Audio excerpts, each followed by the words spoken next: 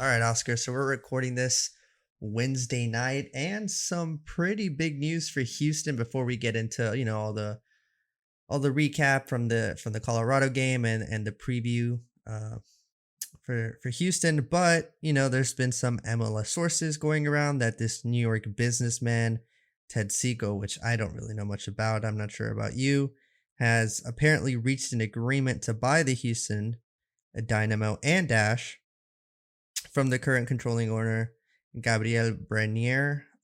Apparently, Siegel's a founder and president of some New York City-based, real estate development company or something. So, quickly, what's your take on that? Do you think that's a good thing for Houston? Do you think it's a bad thing, or do you not think much is going to change?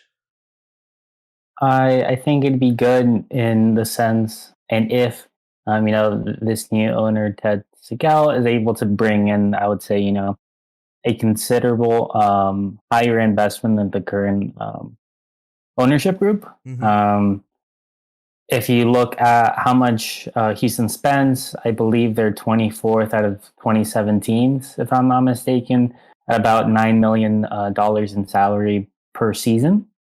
Although, it's not the lowest, it's certainly not the highest. And, when you think about for all of those that grew up in Houston, when the San Jose expansion came over here back in, I believe, like 2006, and we won those back-to-back MLS Cups. I know the fans really want to see the Dynamo win another title, and unfortunately, although this league is very favors, kind of like having I would say like a balanced budget and not necessarily just buying a bunch of stars just because of the makeup of the league. Yep. You definitely need at least those three DP roles to be top notch if you want to compete at the highest level on a season by season basis. Yep. Absolutely. And that kind of takes us into the game against Colorado, because maybe that lack of the lack of impactful DPs, or just lack of DPs for Houston in general, because they have just one, I'm pretty sure, right? Yeah, the only DP right now is Quintero. He Yeah. earns about 1 point, I want to say 4 million per season, if not a little bit lower. And everyone has seen the news. He's kind of like on his way out. He's not happy with his playing time. He's spoken to Todd Ramos. For whatever reason, Todd Ramos prefers like a more like, I would say, like brisk or dynamic winger, kind of like Tyler Pasher, Mm-hmm. that can really break the press, make quick counters, etc. Whether that's accurate or not, or like the best decision, I'll leave that up to the coach and the fans. But I do believe Quintero can definitely bring something to the table in terms of like chance creation that maybe the Dynamo's missing when we looked at the game against Colorado, for example. But yeah, he's our only DP and he's not being utilized, at least to his full potential. Yeah, absolutely. And speaking about Colorado, the Houston Dynamo traveled. We're on the road there and lost 3-1 against the Rapids. It was a tough loss for Houston overall, but I think, or at least in my point of view, I think they kind of get a pass here because going into the game they were fourth in the Western Conference. I don't think that anyone placed them like anywhere near there, given their campaign last season. And it's only been 5 games, but I still don't think anyone would have like imagined Houston so high up in the Western Conference. Um, but I do give them a pass because they did have a midweek game and they beat their midweek rival or opponent, Sporting KC. And if they beat Colorado, they could have shot up to second, or tied for second, I think, if they were able to get the result. But since Houston doesn't have much depth as other teams, like you pointed out, Oscar, with their roster construction financially, um, you could argue that this is kind of one of the things that are hindering them from making a deep playoff push. Definitely. I mean, I think there's two things for fans to consider. Like in terms of performance, right? Like with the current ownership group and the current investment level the team is providing for their players, right? Mm-hmm. First thing, um, like if you just look at the salaries per team for the 2021 season on the silo, I think it's a little bit misleading, right? For example, Austin's second to last, right, in the league. Houston's 2 spots up, right? But when you compare the team makeup usually of a new expansion team, it has advantages that a long term team like Dynamo does not have. When you get to build a team from scratch, not only do you get like a certain picks from the league because you're a new expansion team, you get some really good draft picks. You get if your front office is very astute, you can get some bargain deals like Stuver is making like 100K for Austin FC, right? When you get to start from scratch, you get those benefits, right? The Dynamo did not get to start from scratch. They had long term contracts with players, like existing players that they can like just like get rid of. Yeah. If you're an expansion team, you don't get like the free reign of getting like certain free picks or getting like players from other franchises. You know, you have to look for talent. There's when you see like when you see Ramirez like getting paid like almost 800K, I believe, and you see Oruti get paid like 600K. Like if you just look at the salaries alone and you compare like Houston to Austin, for example, it's looking like Dynamo's doing a pretty bad job, but they're in reality not. I think they're doing the best job they can with what they've been given. Yeah. And you know, we've seen that they've been a team since 2006, at least since they came to Houston, right? Yeah. Two, so you're kind of like, I don't want to say you're given a shorthand, but you can't just like change your team between seasons, right? To a certain extent, they had to keep what they had and what they were able to add on. I think it would be significantly harder than what an expansion team with a good front office could do. And then you look at their squad depth, right? So you have these like select players like Quintero, Ramirez, taking up a big portion of the salary of the 9 million, right? Mm-hmm. They're not starting the game. Like Ramirez scored, but he didn't necessarily like have like a super impactful game, in my opinion. It was like slightly above average because his goal was pretty clean, but it wasn't anything crazy. Oruti, he's had a pretty good season. I do think he's a good starter for the Dynamo, but again, not necessarily a player you would like say, oh my god, he's crazy. He's not Carlos Vela, right? Yeah. And then in Colorado, when Houston had 2 back-to-back games in the same week, right? You had Sporting KC, like you mentioned, I believe Wednesday, and then you had Colorado on Saturday. Top Ramos, I don't think he made the wrong decision. I think it was a good test to kind of like get a feel for what his bench could do. He basically swapped out, I would say, 90% of the team. I believe Memo stayed. Yeah. The fullback stayed.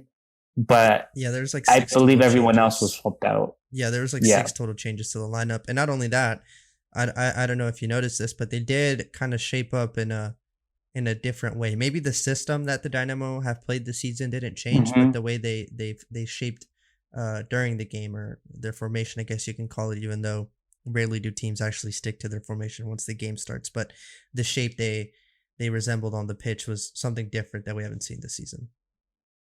Yeah, they opted instead for the 3 up front, like the 2 wingers with Fafa and Pasher slash, you know, whoever else is playing, like for example Memo. Mm-hmm. They opted for like 2 strikers, right, and kind of like 2 centralized strikers to a certain extent, Yeah. and then you had like 5 midfielders instead with like Seren playing. I mean, at times it looked like he was playing like right mid, but like kind of tucked in. It was a very compressed midfield. I'm sure Top Ramos saw the opportunity to beat Colorado in the mid third, Yeah. and that's why he opted for it. Didn't work out. I don't, like I said, I don't blame him for it because, like we talked about it in the Austin pod yesterday. I think like Wolf has missed out on an opportunity to test out players in the first couple of games, especially up top. Like we saw John Gallagher go up for Hosen in Austin, but I think Redes and Mane and company could have played at least a starting role in 1 or 2 games this season that they haven't. So I'm glad Tal Ramos at least gave them a chance. But it did surface concerns about the depth the team has. Yeah. You know, like clearly you can't just swap out the players because it's just not a balanced squad. If you do that, like you could do like minor changes here and there. But overall, it's looking like Houston's going to have to like play with the 11 men that Tal Ramos has consistently played with up until the Colorado game, right? Yeah. And how, like for example, like Melo, he's like a fantastic player. I think he's one, like if not my favorite player, like top two, because you know how I feel about John Gallagher at Austin. Yeah. Uh, but like what can the Dynamo do if there's like one injury, like one big injury, Yeah. like let's say Memo's out. I mean, like even with Tyler Pasher's out, you saw a big drop. But like imagine a player like Memo. There's just not much the Dynamo can do, and I think that's the biggest concern fans should have, or probably do have, as we go into the next week. Yeah, 100%. They're definitely playing well, but like I mentioned, I think depth is going to be one of the things that really like hinders them from making a deep playoff push. But that's kind of why I kind of give them a pass in this game and can't really fault them for, or can't really fault Tob and just the Dynamo for the result and their performance. They made 6 total changes. Obviously, it was fitness related. They had a very intense game against Sporting KC, where towards the end we saw them like really try to hold on to the lead there. It Mm-hmm. was a good opportunity for them to kind of skyrocket even further up the Western Conference standings. But again, I kind of give them a pass here. Speaking a little bit more about the formation and maybe why Tab Ramos, opted to go with this kind of cluttered midfield formation. I guess I think on WhoScored.com they like named it as a 3-4-1-2, but I think it was actually like a 5-3-2 or something like that because they kind of like soaked a little bit more, or they soaked up more pressure with the wing backs and actually like pushing up and creating width with them. But maybe one of the reasons why was because you wanted Memo in that central role as like in that like enganche role, which with the absence of Pasher, we've seen him play a more wide role, and he's kind of gotten lost in games, and his impact isn't felt as much as when he's moved into the center of the midfield, kind of just filtering the creative avenues for Houston's offense. There, do you think that's probably one of the reasons why Ramos decided to go ahead and try this formation, kind of sticking Memo in that central enganche role? Yeah, I think the logic is there. It Yeah, just didn't work out. But I think Todd did what he thought was best. It was a gamble and didn't pay off, but at least we see that he's willing to change things up when he thinks it's needed after showing a like pretty good consistency after like what 4 games, five hmm, 5 games. So yeah. we'll see how that goes. I think. What are you gonna say? No, I was gonna say yeah, yeah. Go ahead. I mean, I think my biggest thing. So like, okay, Houston wasn't able to win against Colorado. We move on though, Yeah, right? Like, hmm, I think there's not much to take out of the game because it was such a unique situation yeah, compared to other games. Like how they played with that system and with those players is not going to be how they play against Vancouver this weekend. Right? yeah.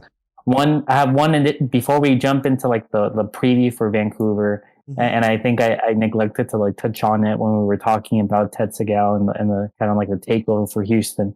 One immediate concern I do have, which might not really like affect the players too much, but who knows, is that it is reported that an intent letter could be signed as soon as Thursday, which would be tomorrow. Hmm. Hopefully, we have this pot up tonight. But I am curious how that will impact maybe like morale or the team going into their next game and for the rest of the season. And for those who aren't as knowledgeable or just this is the first time they've really heard of like an ownership taking over an MLS team. Once that letter of intent is signed by the Dynamo and Ted, the approval will need to be done by the MLS Board of Governors. That usually takes 45 to 60 days. So that's going to take us into May, June, July, like going into August, once Hmm. they're like kind of like making that final playoff push, right? And again, at that point in time, I'm kind of curious to see how that will impact team morale, how that will impact the team's decisions like immediately for the next season. Because like this ownership group would be coming in pretty much in the tail end of the season, Yeah. going into the preseason. So I'm wondering if we'll see any like significant changes to like the depth concern we just raised for the upcoming season, or whether we'll need to wait a little bit more. That's a big question. Like even if Ted and his like his group is able to like pump a lot of money into the team. I'm curious how long it'll take for that to happen. And lastly, just want to touch on that, for the more broad MLS fans, or Orlando, both the MLS and the NWSL side of the business did recently sell to the Will family. So we're seeing a lot of these, what I would call like smaller ownership groups that aren't necessarily like, almost billionaires or multi-billionaires starting to sell out to larger organizations. And I think that's a very good thing we're starting to see for the MLS, not just for Houston, but just the league in general, because wealthy individuals or wealthy groups are starting to see the MLS and the NWSL as long-term investments that will only continue to grow. And as we see that, we'll see Houston and the league start to attract more talent, and starting to retain more like homegrown talent, like some of the concerns Dallas has had in the previous years. Yeah. So all good news there. Yeah, absolutely. Great take. Yeah, it's always good to see, investors look in the MLS like a good long-term investment. And that definitely is going to impact the quality of the players, being able to hold on to, homegrown talent. And that's always good. And that's always good for the league, to grow. And I think it's a very exciting time, in the MLS. And yeah, we're just going to have to see what happens here with the whole letter of intent and with the ownership change. I honestly don't know if much is gonna change mentally, like change in mentality for Houston, because I don't know how much contact they have with the owners now. I would probably, like an educated guess, like close to none, but you never know, right? So I don't think, and I'm sure Todd Ramos is gonna do a good job of keeping them focused. I don't think mentally it'll change much for Houston, but it is very exciting for fans going forward because, it doesn't take much investment to change how much the current ownership has invested in this Dynamo roster. Definitely. Mm-hmm. And then going into the Vancouver game, this Saturday night, I believe. Yes. I think for Houston, I would just replicate what they did, basically every other game. Yep. I like, for example, the Sporting and the San Jose game, even the FC Dallas and the LAFC game, right? Play that 4-3-3. Make sure you have Vera Corona in the midfield. I mean, I have not seen any like concrete news that Tyler Pasha will be back in time for this game, and if he is, I'm not completely confident he would play all 90 minutes, right? So we're probably going to see Derek Jones as the holding mid again. Yep. He's had I would say like a below average game and a very above average game, right? So I think once he finds that consistency, he'll be fine. But that's, I think, a very small risk, seeing that we've seen like a 50-50 performance so far, but he's definitely a player that can grow into the role given enough playing time, which Bob Ramos looks like he will be giving him. Yeah, absolutely. Up top, I mean, you tell me your thoughts. It looks like Memo's going to have to keep playing kind of like the left wing role. There's just no one else to fill it. Fafa's going to be playing the right wing role, and obviously they're going to alternate it in certain plays, but just starting out, like we'll see them in those positions. I would start a Ruti. I think he has only improved every single game he's played. Like, I'm not saying he scored every game, but you've seen him create chances and just make the right decisions to where at least he's giving like a positive benefit to the team, and even if he's not scoring like 3 goals like Chita Dios every game, Yeah, absolutely. His composure is pretty good up front too. Like, I think, take aside the first game, I think he missed a couple, but given, I mean, he even scored that game, but I think, was it against the Sporting KC? Was it Sporting KC? Yeah, in the Sporting KC game, he probably had the most clear chance for Houston, or at least one of, and he did well to compose, make sure the defender didn't bother him or dispossess him, and just slotted it home. So yeah, I think definitely Arruti has improved each game, and he'd definitely get my nod for the striker role against Vancouver. Yeah, I mean, I think if you get to maybe see like Ramirez play like the last 20 minutes, if we have the lead, or even if we don't have a lead, depending on the situation, and you get to give him some minutes because clearly he's a player with like very like strong technique, high quality. But yeah, definitely Obuchi should start. I mean, I don't see Valentin getting subbed off for No. anyone. I don't see Adam being subbed off for anyone. The center back role has been a little bit more shifty. Like Tim Parker is a clear option as a starter. Yeah. Excluding that Colorado game, I think that's the first game he did not play. I like Oscar Bonilla Garcia. I like him. I know we have Figueroa, and I don't think there's like a huge difference between them. Like all three are very good center backs. But I like what Oscar gives you in terms of like playing out of possession. Yeah, me too. Yeah. Like there's a lot of confidence there.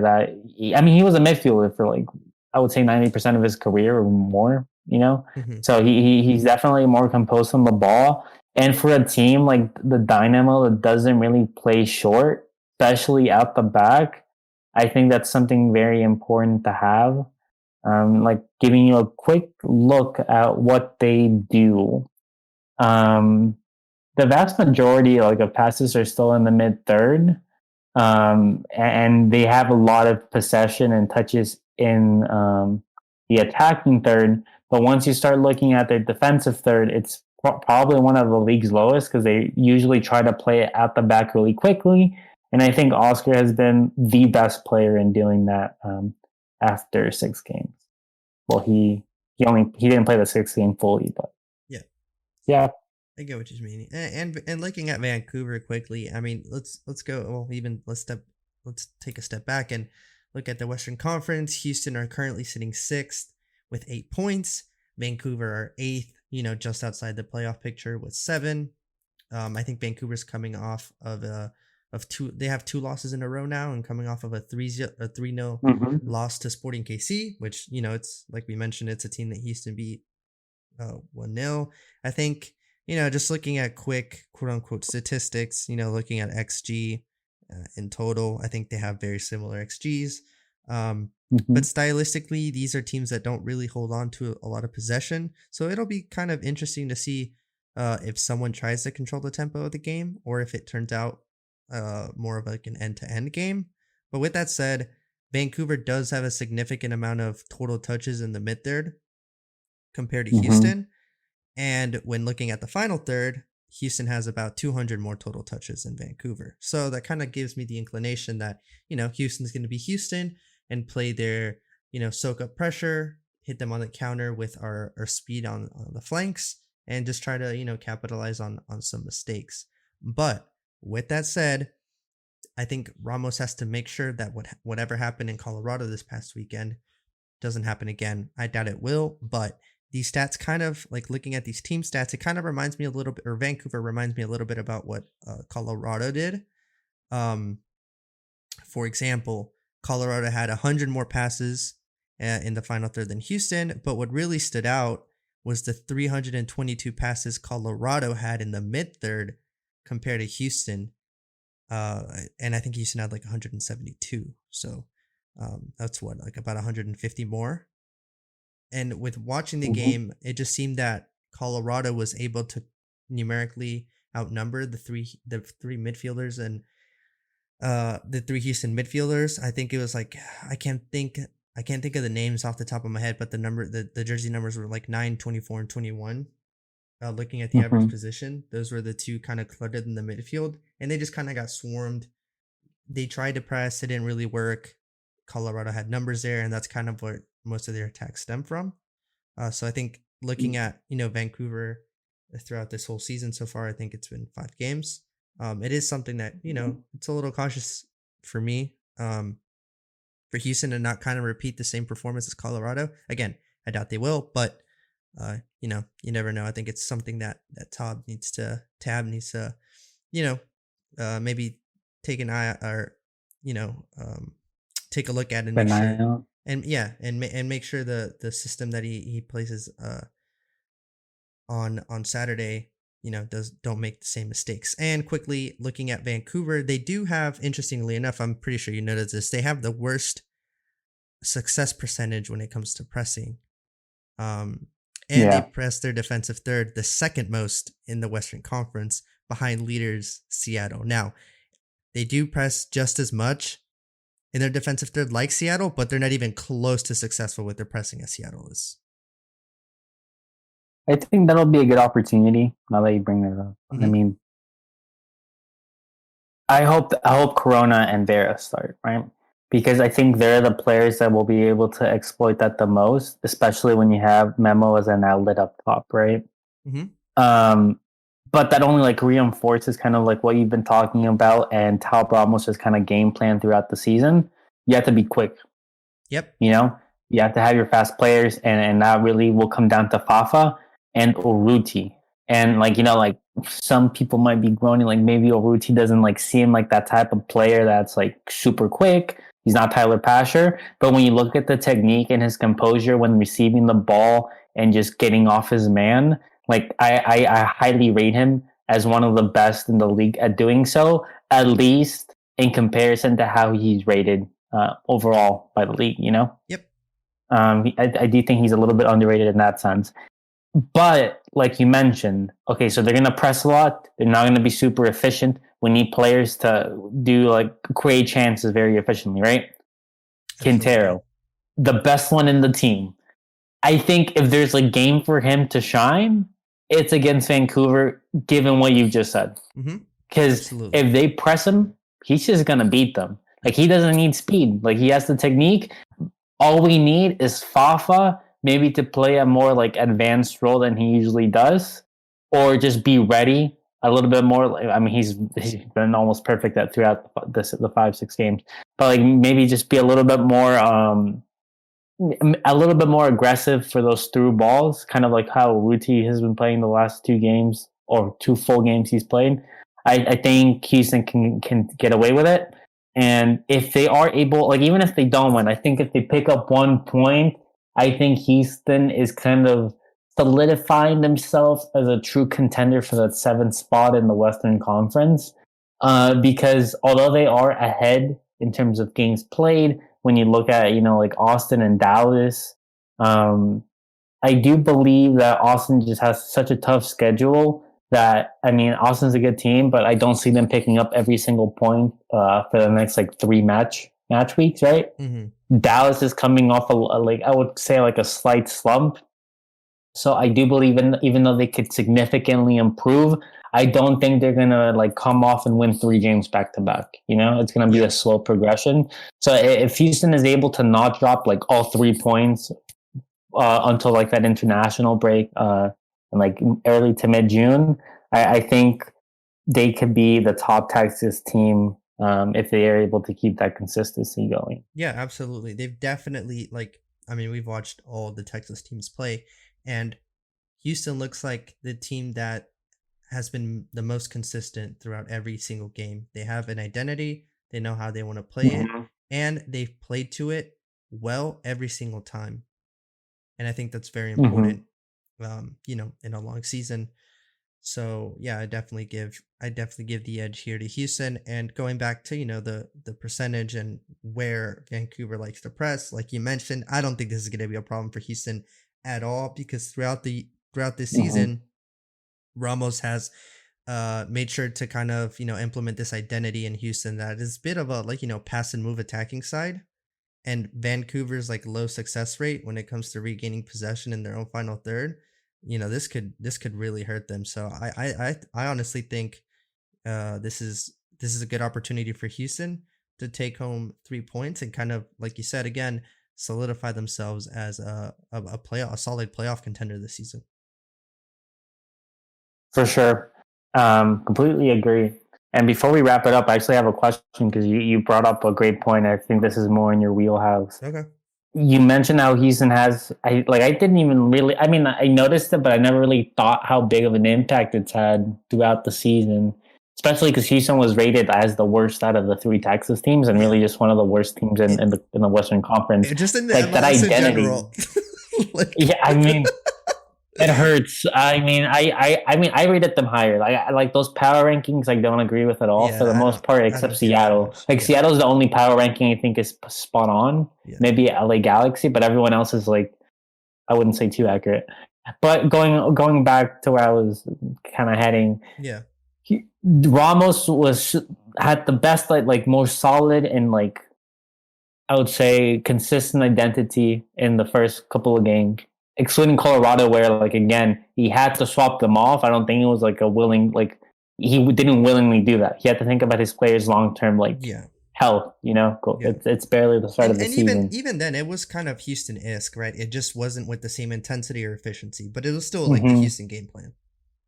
Yeah, it was similar. Completely agree.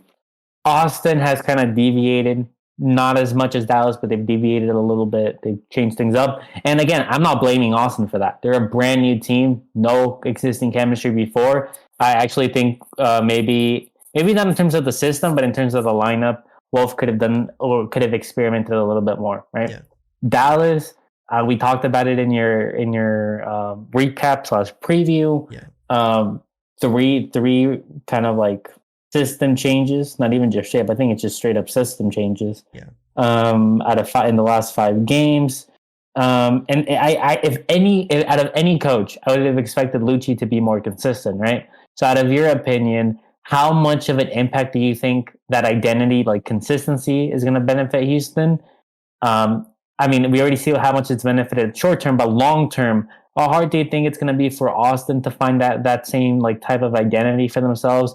And how difficult do you think how difficult do you think it's going to be for Dallas to find that identity for themselves going forward as well? hmm And what impact will that have if they're not very quick on it for the rest of the season? yeah. So just quickly on Houston, I think it's very important because for the players, not only does do like I guess minor details change depending on your opponent, but so you have to worry about that. But then on top of that, having to worry about a whole new system that maybe you haven't trained as much on, or you have to shift your focus on, that also takes away. So I think being able to focus on the minor details, but being so comfortable with the system you're playing and having that in your back pocket and not having to worry about that really just lets you focus more on what you have to how you can expose your opponent's weaknesses without having to focus on reassuring your own because you're already so comfortable with that system, if I'm making sense here. So I think moving forward Yeah, for Houston, look, it's a good system. It's worked. They've been able to steal points against top Western Conference teams. So not only is it a system that works, but also sets up their players for success. So that's always a good combination. And moving forward, maybe we see tweaks here and there, like we saw against Colorado. Maybe he was trying something different because of the obviously the personnel and the quality of the players on the pitch. But yeah, moving forward, it's definitely one of the edges I think that's given Houston over the other two Texas teams. Now, Austin, of course, is a brand new team, and not to mention for all the teams, it's a brand new season. Sure, the managers have their own philosophies, maybe that they want to implement, but you have to look at the players that you have. Your schedule coming up, the opponents. Again, picking out their weaknesses and making sure you kind of cater the way you set up your team, the system, to exploit those weaknesses for the opponent. Look, Austin, like I said, I think the biggest flaw for them is maybe not the way they play, but maybe the people that are playing those positions. Wolf should have maybe like mixed and matched a little more because every time he does seem to change something up, it like sparks something for Austin. And I think it's something that he missed out on earlier on in the season. Now, as the season goes on, if he keeps making these changes, it's definitely going to catch up to him, and maybe some questions get start asked if he's the right man for the job. But that's the whole part of you got to manage this, you got to manage the team, and you got to manage the switches as well. And I think for this next game, he should start out with the team maybe that like, and I know we're talking about Austin here, but that like one of the switches he made in the last game. Um, but yeah, like again, it's a new franchise, it's a new season. But they just quickly there's gotta be a click soon because if not, they can't just go on the whole season. Going up with or starting games with their normal lineup, have it not work, and then 30 minutes after the losing is switch it up, which seems to be like a reoccurring theme for Austin. Now for Dallas. interestingly enough, it's probably the team that's like messed around with systems the most. Same philosophies of Lucci. He likes to hold the ball, he likes to create width, and he likes to get it. Get his quick players into channels. Excuse me. But I think he figured out the system already. I think that 4-2-3-1, the way it's shaped, the way it starts. Obviously, it changes during the game, but the 4-2-3-1, that's what we're gonna call it. I think it worked really well. It provided the balance defensively that they need. It set up, I think, their key man Requarte and enganche role that really, really helped the team create some high quality scoring opportunities. And it even engaged some of their forwards like Hara. I think Hara is a little lost in these like five five back formations with wing backs, because I think he does rely a little bit on the wingers to kind of create space for himself and create goal scoring opportunities. So moving forward, I would like to see Lucci go back to the 4-2-3-1. Of course, you guys can listen to the Dallas pod that will probably be going out soon after this one, but it just these five back systems, or I guess I don't even want to call them five backs, just using wing backs for width hasn't really been Dallas's strength, and that's probably why we see again Austin and Dallas deeper or lower on in the Western Conference standings. It's because they haven't really found an identity yet, and it's not a luxury that well, I guess for Dallas they have found it, but they haven't just stuck to it like Houston has. And I think it's one of the things that's really given Houston the edge, on top of just performing well and being, super grindy with their results. Yeah, definitely. I mean, I assume only Houston fans are listening to the Houston podcast. Yeah. So I think everyone here is hoping they continue doing they've Yeah. been doing No. not what you want them to do. Yeah, absolutely. But great take. Completely agree. Anything else you want to say before we wrap it up? No, not for Houston. Before you wrap it up. I think for Houston, just keep doing what you're doing. I mean, it's working, right? I don't like I said, like in the beginning of the pod, I don't think most people going into the season would have given the credit to Houston and maybe the glimpses that they showed last year, despite their defensive flaws, to be, kind of in the running. I mean, it's only been 5 games, about to be 6 after Vancouver, I think, or 6 or 7, I think. But they're going to be 7th for Vancouver. Yeah, if they beat Vancouver, they're definitely in the conversation. And I think one of the things Houston has shown above all, like forget Texas teams, all the other Western Conference teams, is that they can hold a lead, and they're a very grindy team. And that's definitely something that going into, knockout stages, if they do make playoffs, is a key asset for Houston. Definitely. Yep, absolutely. All right, I think we're going to wrap it up here. Oscar, where can people find you on social media? OJ Aguilar 16. Yep, and you guys can find me at SPrietoJR. That's on Twitter for both of us. You guys can also follow at Final Third Pod, on Twitter and Instagram. We're always posting our, cool graphics made by yours truly, Oscar over here. And we also have recaps, previews, and all that good MLS footy stuff. Also, make sure to check out finalthirdpod.com. You guys can find all of our podcasts along with every single podcast app, I'm pretty sure.